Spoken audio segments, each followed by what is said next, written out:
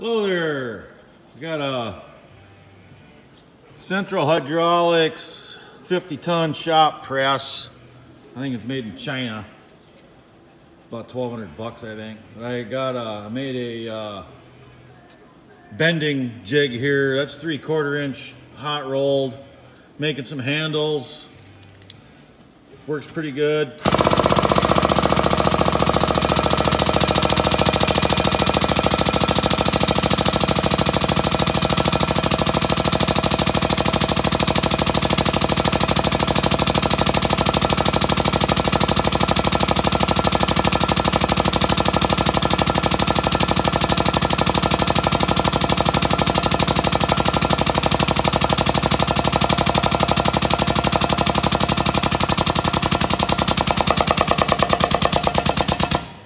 Take it up to like 15 ton and turns out to be like a 90, so not bad.